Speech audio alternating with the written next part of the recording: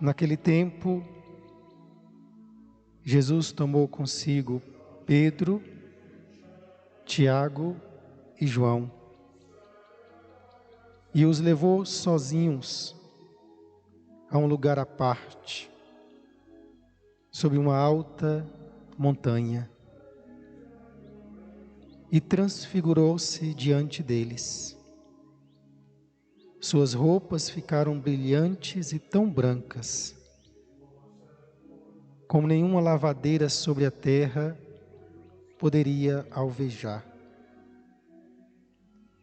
Apareceram-lhe Elias e Moisés, e estavam conversando com Jesus. Então Pedro tomou a palavra e disse a Jesus: Mestre, é bom ficarmos aqui. Vamos fazer 3 tendas, uma para ti, outra para Moisés e outra para Elias. Pedro não sabia o que dizer, pois estavam todos com muito medo. Então, desceu uma nuvem e os encobriu com sua sombra. E da nuvem saiu uma voz: Este é o meu filho amado, escutai o que ele diz. E de repente, olhando em volta, não viram mais ninguém, a não ser somente Jesus com eles. Ao descerem da montanha, Jesus ordenou que não contassem a ninguém o que tinham visto, até que o Filho do Homem tivesse ressuscitado dos mortos. Eles observavam essas coisas, esta ordem de Jesus, mas comentavam entre si o que queria dizer ressuscitar dos mortos. Palavra da salvação. Glória a vós, Senhor.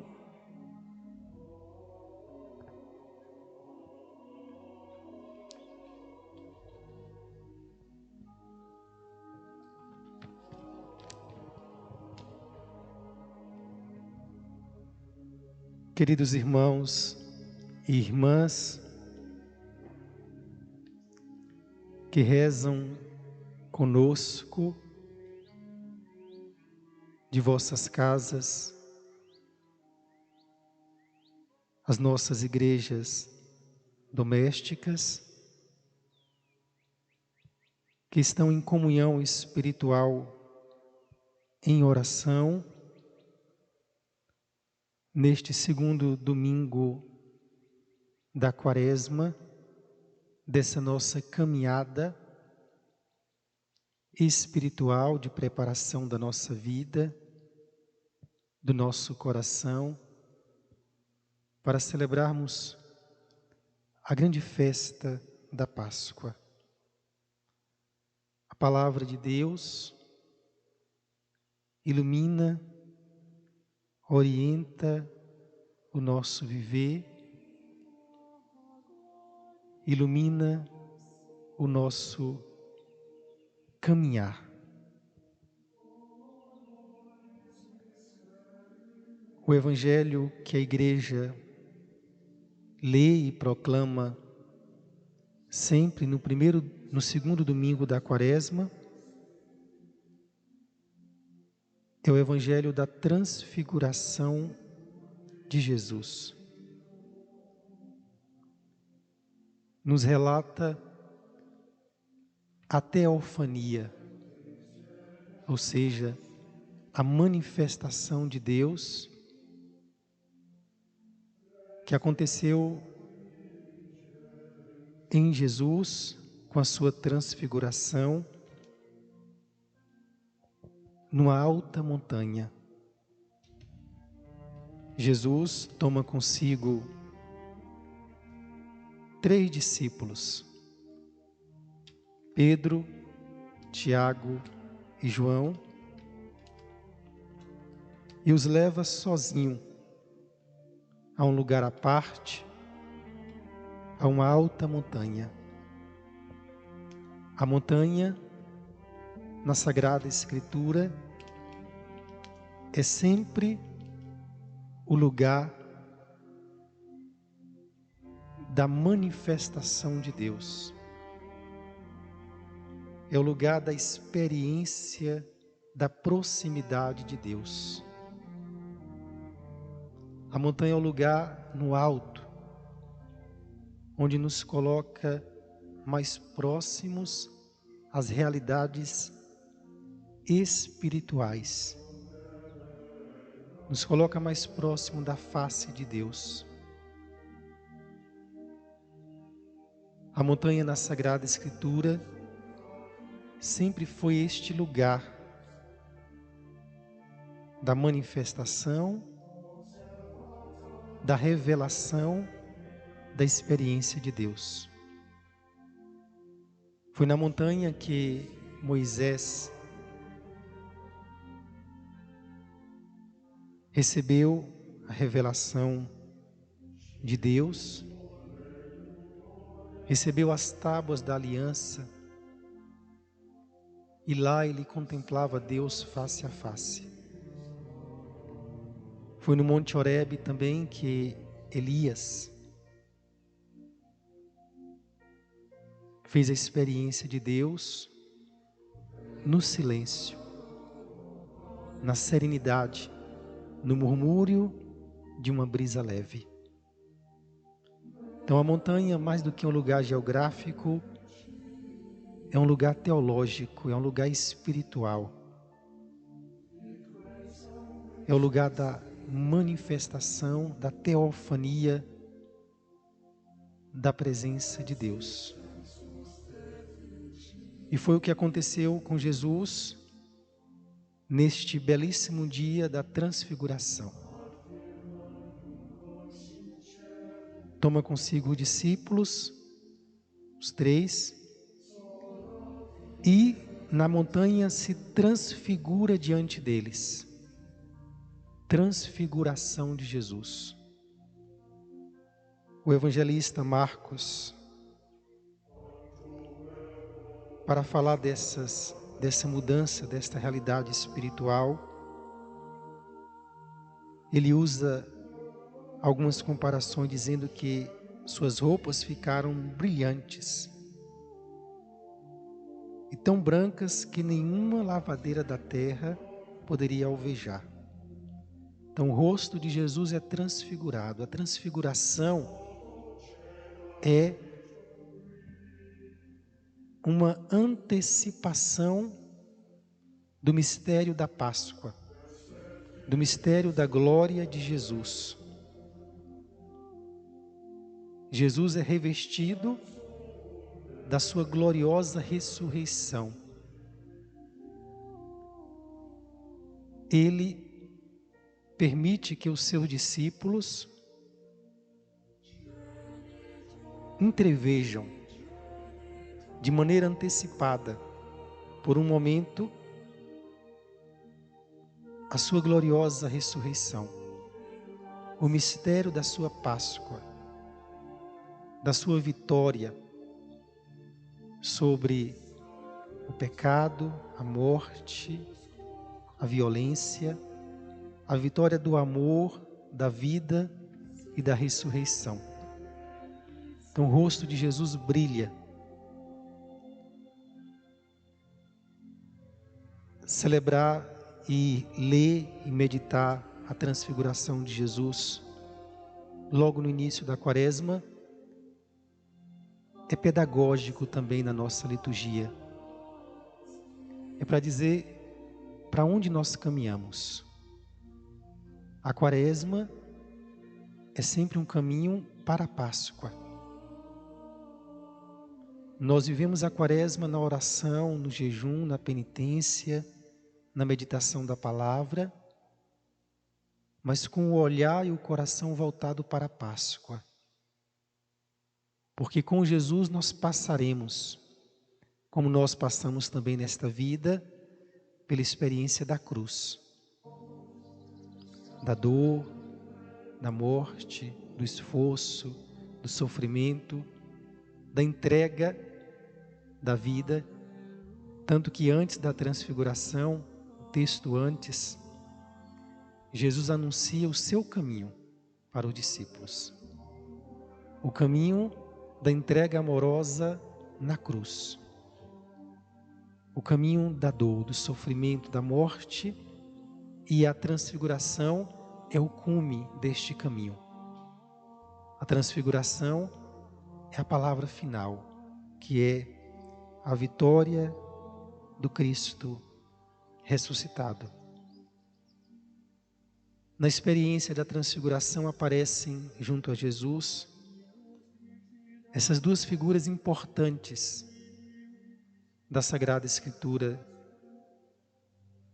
no Antigo Testamento. Moisés é o grande libertador do povo de Deus do Egito. É aquele que, como eu falei anteriormente, contemplava Deus face a face no monte. Ele representa a lei na Sagrada Escritura, que são os 5 primeiros livros do Pentateuco. Elias representa os profetas, os livros proféticos da Sagrada Escritura. Trazer Moisés e Elias ao lado de Jesus e Jesus no centro é para dizer que Cristo, o Filho amado de Deus, Ele é o centro das Escrituras. Ele é o ápice da revelação de Deus. Deus que se revelou ao longo do Antigo Testamento aos profetas, aos patriarcas, ao povo de Deus. No Novo Testamento, Deus se revela plenamente na pessoa do seu Filho amado. Cristo é o centro da Sagrada Escritura. Nós lemos as Sagradas Escrituras sempre a partir de Cristo.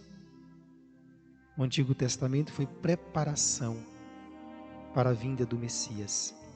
O Novo Testamento é realização das promessas do Antigo Testamento.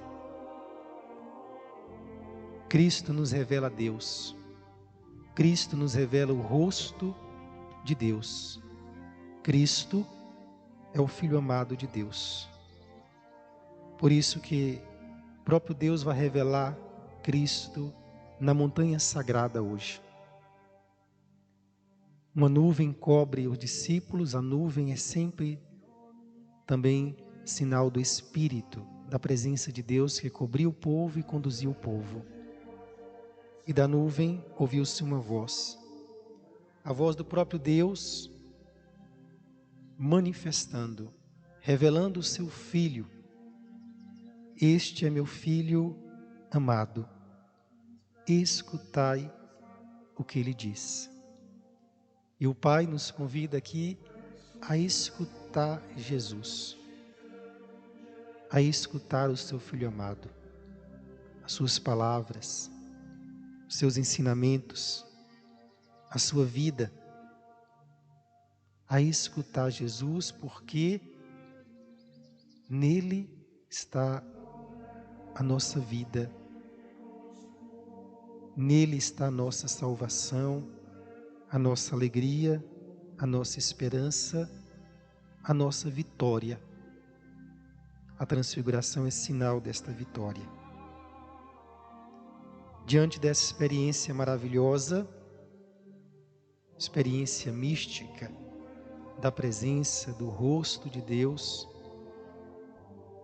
da gloriosa ressurreição de Cristo, os discípulos, na pessoa de Pedro, extasiados, ele vai dizer para Jesus: Mestre, é bom ficarmos aqui. Vamos fazer 3 tendas, uma para ti, uma para Moisés, outra para Elias. É bom ficarmos aqui. Pedro fez uma experiência sem dúvida, da presença, da graça, do amor de Deus na sua vida, em que ele sentiu no coração a alegria, o contentamento interior de estar na presença de Deus. Mas eles desceram da montanha, porque deveriam seguir o caminho ainda da cruz, o caminho da dor, do sofrimento e da entrega amorosa de Jesus. A montanha é o lugar dessa experiência que nós somos convidados a fazer, na oração, no encontro com Deus. A gente faz a experiência da contemplação do rosto amoroso de Deus, deixamos-nos iluminar pela sua luz, pela sua força, para vivermos o nosso caminho. O caminho desta vida, que é marcado pelas lutas e labutas, e que nós somos convidados também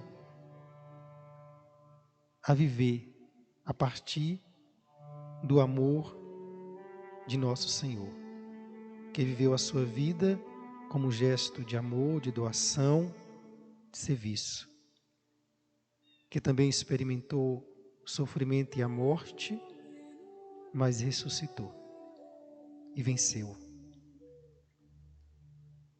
Peçamos, irmãos e irmãs, que na nossa caminhada quaresmal nós possamos fazermos este caminho, o caminho